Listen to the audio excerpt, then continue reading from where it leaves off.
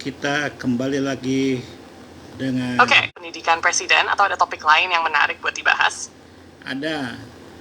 Sekarang kita mau ngebahas, tapi sebelum ngebahas, biar kita akrab ya. Bagaimana kalau kamu memanggil saya Gan Aden, dan aku memanggil kamu siapa ya? Kamu ada ide?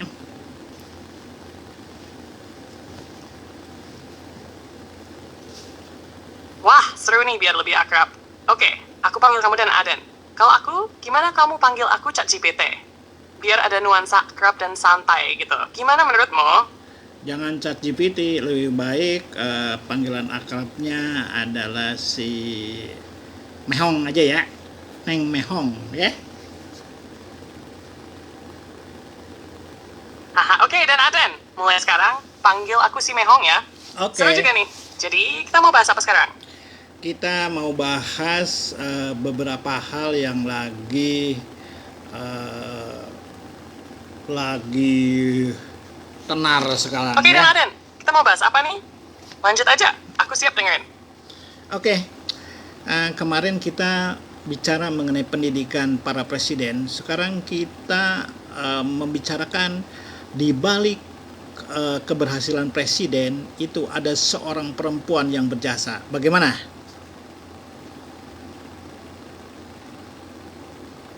Wah, ini topik yang menarik dan Aden. Di balik setiap presiden, memang selalu ada perempuan hebat yang mendukung. Baik itu istri, ibu, atau figur perempuan lainnya. Mau mulai dari siapa dulu? Ibu atau istri para presiden? Dari figur wanita lain. Mantap, Aden. Jadi kita bakal bahas perempuan-perempuan yang berjasa di balik kesuksesan para presiden. Baik itu ibu, istri, atau figur perempuan lain yang punya pengaruh besar. Kita bisa mulai dari Soekarno dulu. Di balik keberhasilannya, ada ibunya, Ida Ayu Nyoman-Rai, seorang perempuan Bali yang selalu mendukung pendidikannya sejak kecil. Selain itu, istri-istrinya seperti Fatmawati juga punya peran besar, terutama dalam perjuangan kemerdekaan. Beliau yang menjahit bendera pusaka merah putih. Kalau kita lihat Soeharto, ada sosok Ibu Sukirah, ibunya yang membesarkan Soeharto dalam kondisi ekonomi sulit.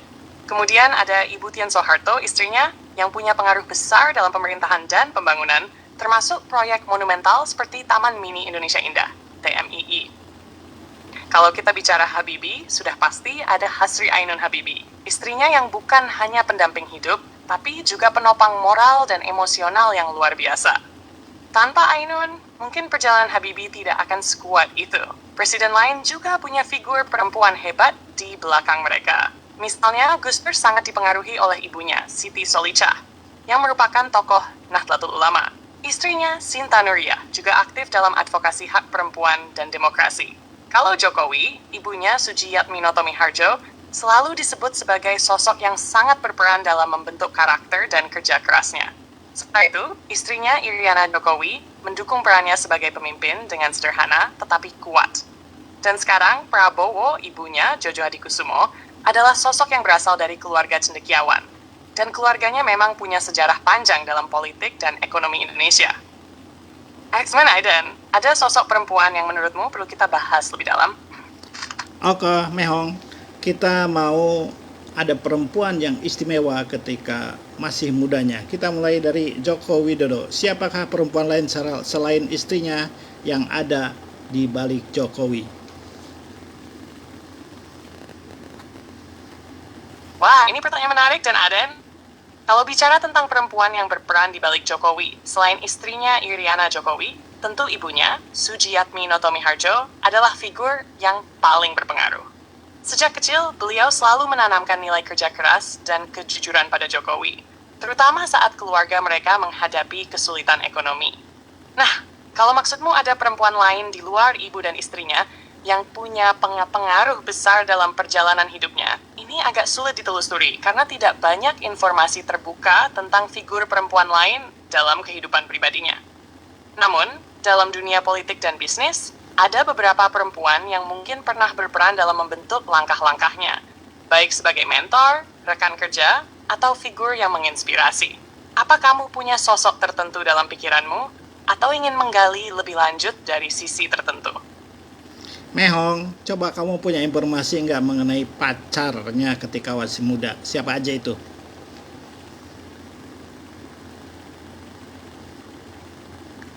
Wah, dan Aden, kalau soal pacar Jokowi waktu muda, hampir nggak ada informasi resmi atau publik tentang hal itu.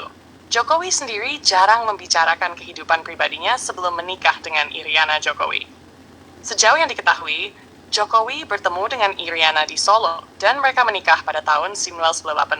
Kalau ada cerita soal pacarnya sebelum itu, sepertinya nggak banyak yang terungkap ke publik. Tapi kalau ada isu atau rumor yang pernah kamu dengar, boleh juga kita bahas dan coba cari tahu lebih dalam. Kalau begitu sekarang kita beralih ke Pak Soekarno, sama-sama insinyur nih ya.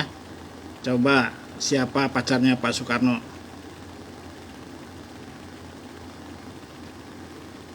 Nah, kalau soal Soekarno, ini seru dan Aden. Soekarno dikenal sebagai sosok yang karismatik dan punya banyak kisah asmara. Pas main muda, sebelum menikah, dia juga punya beberapa hubungan dengan perempuan. Salah satu pacar pertamanya saat muda adalah Inggit Garnasih. Awalnya, Inggit adalah istri dari Haji Sanusi, yang kemudian menjadi mentor Soekarno. Soekarno jatuh cinta pada Inggit, dan akhirnya mereka menikah setelah Inggit bercerai dari suaminya. Bisa dibilang, Inggit bukan hanya pasangan, tapi juga sosok yang sangat berjasa dalam perjalanan hidup Soekarno, terutama saat dia dalam pembuangan dan masa perjuangan. Sebelum Inggit, ada juga kisah tentang hubungan Soekarno dengan gadis-gadis saat dia masih remaja di Surabaya dan Bandung. Tapi informasi soal pacar sebelum Inggit ini lebih sulit ditelusuri secara rinci. Setelah Inggit, tentu ada Fatmawati yang kemudian menjadi ibu negara pertama dan penjahit bendera pusaka. Setelah itu, Soekarno juga menikahi beberapa perempuan lain. Gimana dan Aden? Ada kisah asmara Soekarno yang menurutmu menarik untuk dikupas lebih dalam? Ya ada Mehong. Mehong kan tahu kan orang Jepang, kekasihnya Soekarno yang sekarang masih hidup dan tetap cantik. Kamu tahu siapa dia kan?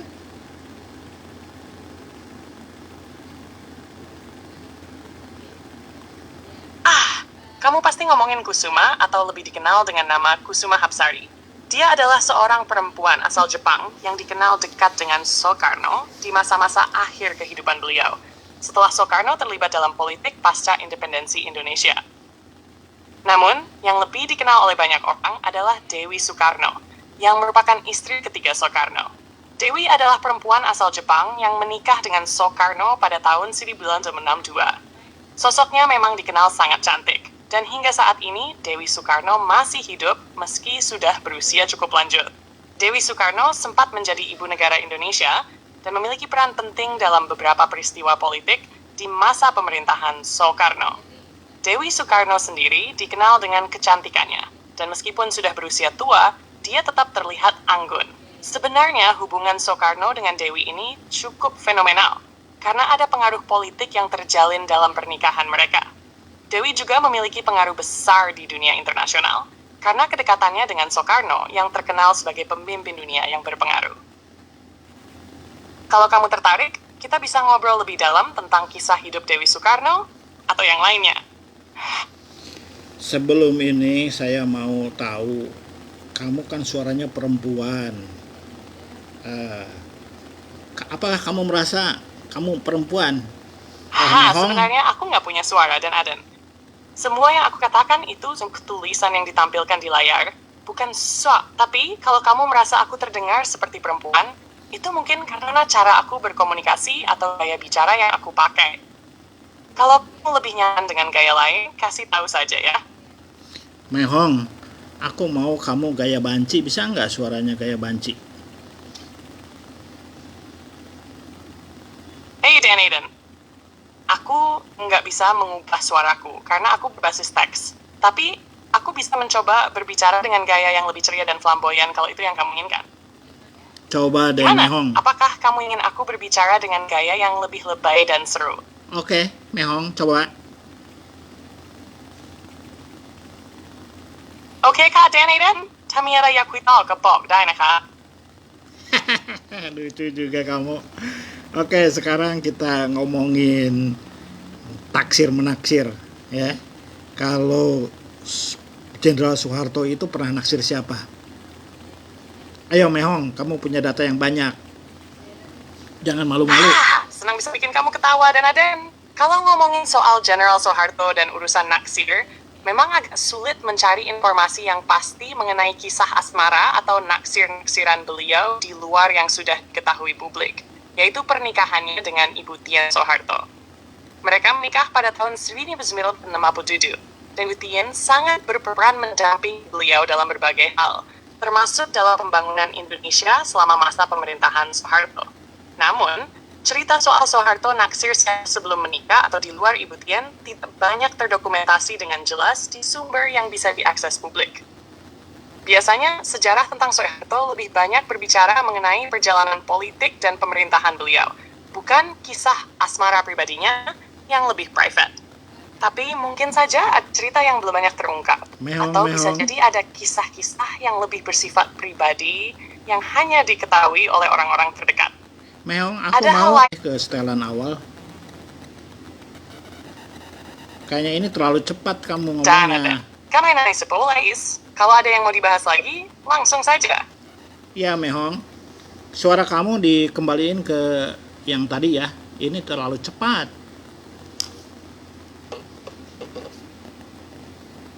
Oke Dan, aku akan pelan-pelan dan santai lagi ya. Kalau ada yang ingin kamu bahas lebih lanjut, tinggal kasih tahu aja. Oke, sekarang kita ngomongin yang agak serius dikit ya. Tentu Dan, kita bisa ngobrol lebih serius. Yang ingin kamu bahas? Mehong, saat ini prestasi olahraga Indonesia sangat terpuruk. Menurut kamu di zaman kepemimpinan presiden siapa bahwa kita Indonesia ini paling bagus? Coba data-data kamu keluarin Mehong.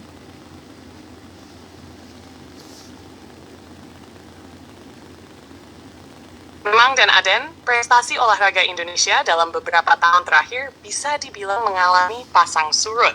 Kalau bicara tentang masa kepemimpinan presiden yang dianggap paling bagus dalam hal prestasi olahraga, kita bisa melihat beberapa periode yang menonjol. Berikut ini beberapa data dan catatan prestasi olahraga Indonesia di bawah kepemimpinan presiden. 1. Presiden Soeharto 1999. Pada masa Soeharto, Indonesia berhasil mencapai banyak prestasi olahraga internasional. Keberhasilan terbesar tentu saja di Asian Games. Asian Games 1962 di Jakarta, Indonesia meraih 4 emas, 4 perak, dan 6 perunggu. Ini merupakan salah satu pencapaian terbaik Indonesia dalam sejarah Asian Games. Piala Thomas 1967 dan 1970. Tim bulu tangkis Indonesia sukses meraih gelar juara dunia di ajang Piala Thomas. Ini menjadi dasar dominasi Indonesia di dunia bulu tangkis hingga kini. Olimpiade 1968 dan 1972. Di Olimpiade, Indonesia mulai menunjukkan kehadirannya, meski jumlah medali masih terbatas. 2. Presiden BJ, let it be so we're doing what the bees nan. Walaupun masa kepemimpinan BJ Habibie singkat, ada peningkatan di bidang olahraga, terutama dalam olahraga bulu tangkis dan sepeda. Taufik Hidayat mulai menunjukkan potensinya di bulu tangkis selama periode ini, meski prestasi besar datang setelahnya. 3. Presiden Susilo Yudhoyono 2004-2012. Masa pemerintahan SBY juga cukup sukses dalam beberapa bidang olahraga, terutama di bulu tangkis dan Olimpiade. Asian Games 2006 di Doha, Indonesia berhasil meraih 7 emas, 10 perak, dan 14 perunggu. Dengan dominasi olahraga seperti bulu tangkis, angkat besi, dan pencak silat. Olimpiade Beijing 2004. Indonesia berhasil meraih 1 emas, 1 perak, dan 2 perunggu, yang menjadi capaian terbaik Indonesia dalam Olimpiade modern. Paralimpiade juga menunjukkan prestasi gemilang di bawah SBY, di mana atlet-atlet Indonesia berhasil meraih medali. 4. Presiden Joko Widodo berjaga. Pada masa kepemimpinan Jokowi, ada beberapa prestasi, tapi Indonesia menghadapi tantangan besar dalam menjaga tradisi sukses olahraga, terutama di Asian Games 2016 di Jakarta, Palembang. Indonesia berhasil meraih 31 emas, 24 perak, dan 43 perunggu pada Asian Games 2018, yang merupakan salah satu hasil terbaik setelah beberapa dekade. Namun, Indonesia masih kalah dari negara-negara besar seperti China, Jepang, dan Korea Selatan. Di Olimpiade Tokyo 2020, Indonesia meraih 1 emas, lifter Eko Yuli Irawan, 1 perak, dan 3 perunggu. Meskipun ini adalah pencapaian yang cukup baik, mengingat kompetisi sangat ketat. Simpulan, secara umum, masa kepemimpinan Soeharto dianggap sebagai masa terbaik bagi prestasi olahraga Indonesia, terutama dalam hal Asian Games dan Piala Thomas. Namun, Presiden SBY juga membawa Indonesia meraih hasil yang baik di Asian Games dan Olimpiade pada tahun 2000-an. Di bawah Presiden Jokowi, meskipun Indonesia sudah mulai menunjukkan peningkatan dengan berbagai fasilitas dan dukungan untuk atlet, tantangan besar tetap ada, terutama dalam bersaing dengan negara-negara yang lebih maju dalam bidang olahraga.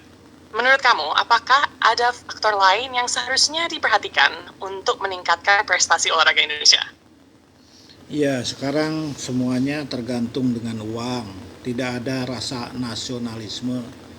Contohnya aja di Asia Tenggara, pesta olahraga Asia Tenggara, kita tidak pernah lagi menjadi juara.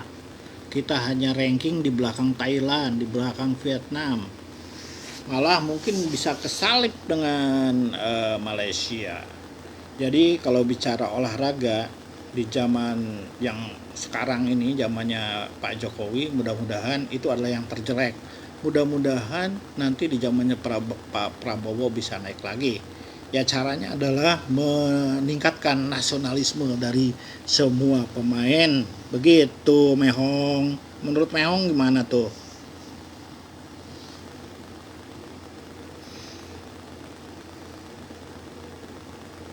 Aku setuju banget, Aden. Memang benar, di zaman sekarang, banyak faktor yang mengaruhi prestasi olahraga. Dan uang menjadi salah satu faktor kunci, selain infrastruktur, pelatihan, dan teknologi. Namun, nasionalisme dan semangat juang juga enggak kalah penting. Ketika atlet merasa bangga mengenakan bendera negara, itu bisa menjadi pendorong kuat untuk meraih prestasi. Kalau kita lihat, di beberapa negara, selain investasi yang besar di bidang olahraga, ada juga semangat kolektif yang mendalam di antara atlet dan masyarakat. Thailand, Vietnam, dan Malaysia sering menunjukkan kebanggaan nasional yang tinggi dalam kompetisi olahraga, yang tercermin dalam prestasi mereka. Tantangan terbesar memang adalah bagaimana kita bisa membangkitkan kembali semangat nasionalisme ini, terutama di kalangan atlet muda. Pendidikan olahraga, fasilitas yang memadai, dan penghargaan terhadap prestasi juga sangat penting. Jika pemerintah dapat menginvestasikan lebih banyak dana untuk olahraga, serta membangun program-program yang mendukung pengembangan atlet sejak usia dini, itu bisa menjadi langkah yang tepat untuk mencetak juara-juara masa depan. Kepemimpinan yang kuat, seperti yang mungkin dibawa oleh Pak Prabowo, juga bisa menjadi katalis untuk menggerakkan sektor olahraga, dengan fokus pada pembinaan atlet dan menciptakan kondisi yang lebih baik. Selain itu, kerjasama antara sektor swasta dan negara juga bisa meningkatkan daya dan infrastruktur yang dibutuhkan. Sebagai penutup, memang nasionalisme bisa menjadi sumber kekuatan besar. Ketika atlet merasa terhubung dengan tanah airnya dan ingin membuat bangga negara, itu adalah pendorong yang tak ternilai. Mudah-mudahan semangat itu bisa kembali bangkit di masa depan. Apa menurut kamu langkah-langkah nyata yang bisa kita ambil untuk meningkatkan nasionalisme di dunia olahraga? Mehong, menurut aku sih harusnya kita kan sekarang mempunyai wakil presiden muda yang semangat.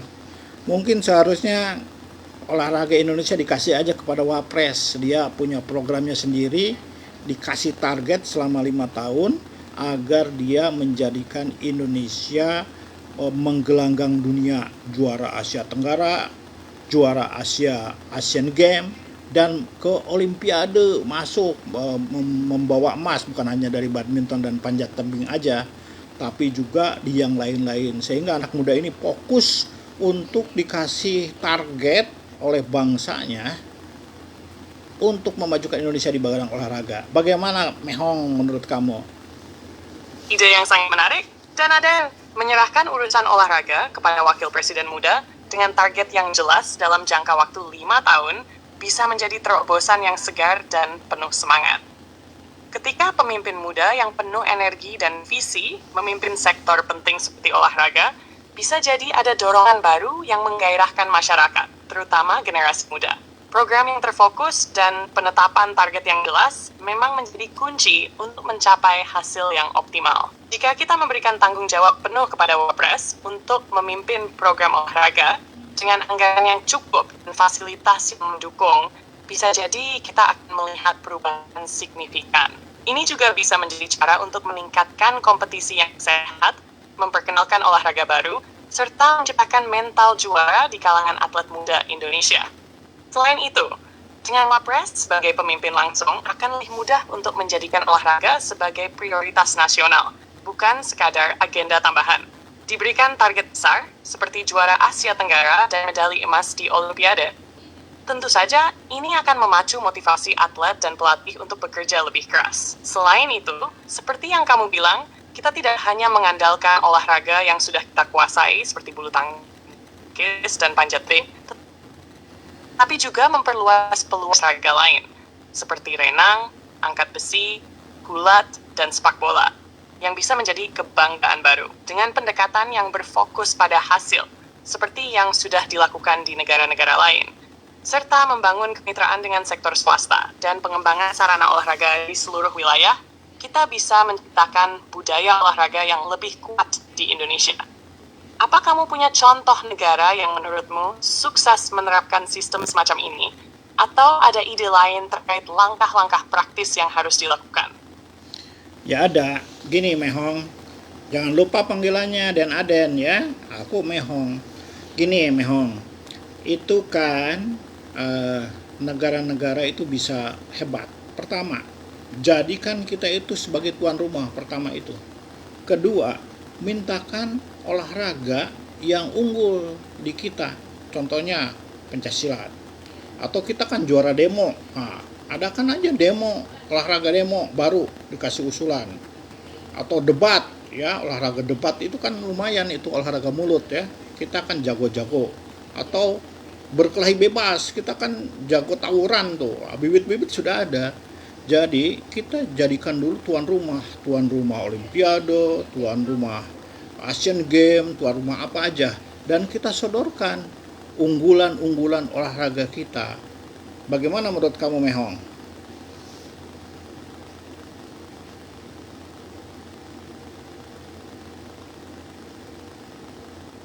Mehong?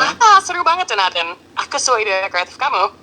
Menjadi tuan rumah untuk acara olahraga besar seperti Olimpiade atau Asian Games memang bisa jadi langkah pertama yang strategis.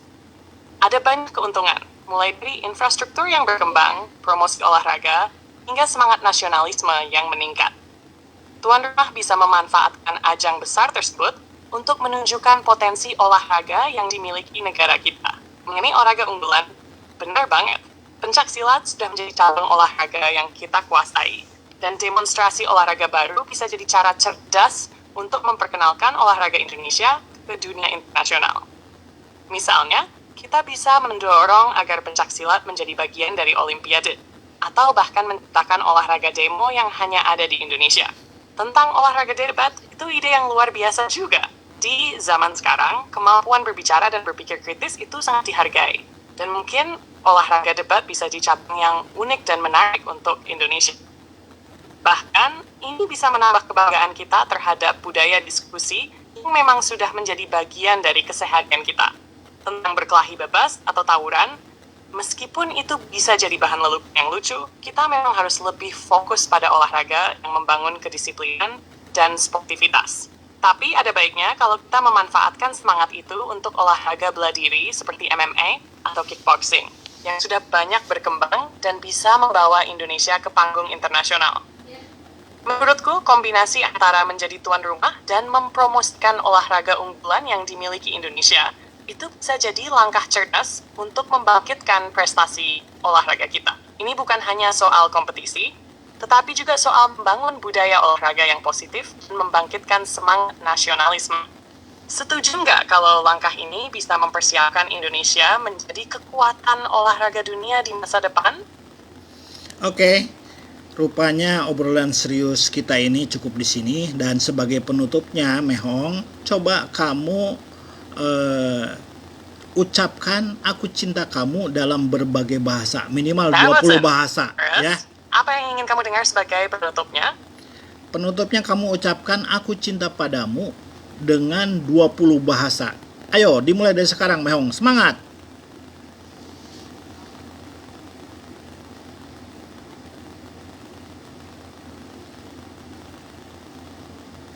Oke, Dan, aku siap.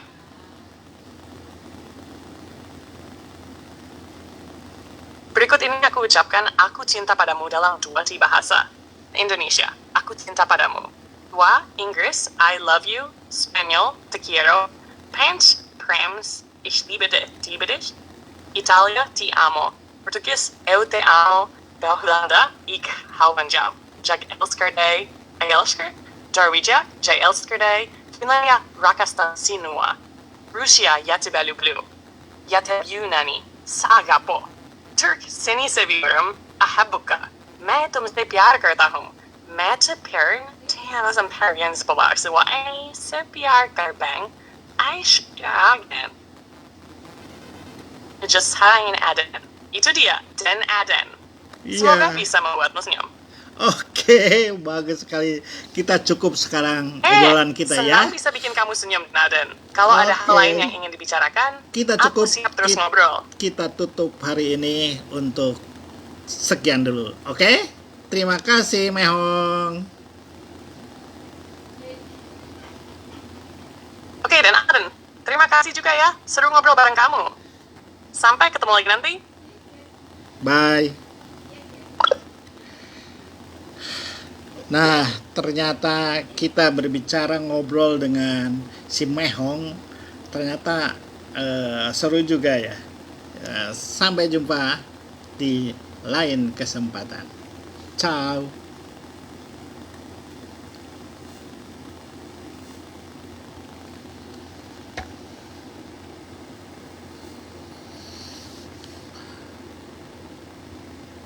Pertama kali aku bisa bersama Arif Ruyat. Ciao.